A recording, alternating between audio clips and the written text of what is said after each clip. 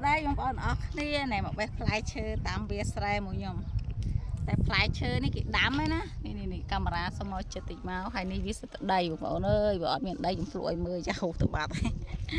អាហ្នឹងគេហៅផ្លែអីផ្លែមើអញ្ចឹងហីនេះហើយវាអត់ឃើញទុំខ្មៅឯសាមុនខ្ញុំមកឃើញទុំខ្មៅ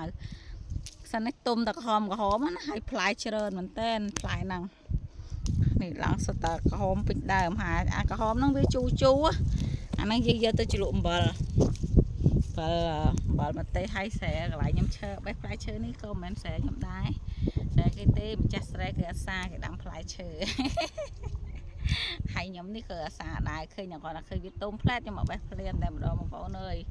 ហើយដំបងឡើយខ្ញុំឃើញវាផ្លែច្រើនណាជាពិសេសគឺកូនក្មេងណាកូនក្មេងទូចវាមកបេះខ្ញុំក៏ដឹងតែស្អីដែរខ្ញុំមកភ្លក់មើលទៅឃើញជូរទៅជាលក់អំបិលមកជិះឆ្ងាយអំបិលមកទេវាឆ្ងាញ់ចាចឹងហើយថ្ងៃហ្នឹងគឺខ្ញុំមកបេះឲ្យបងប្អូនហើយនេះតែអួតបេះចិត្តបានអបហើយប៉ុន្តែពណ៌វាស្អាតទេសើដីទេបើអត់មានដីខ្ញុំភ្លក់ឲ្យបងប្អូនមើលតែនេះដីច្រើនណាគាត់ថារសជាតិវាជូរអែមគឺថាមានប៉ុណ្្នឹងឯងវីដេអូបេះផ្លែឈើបងប្អូន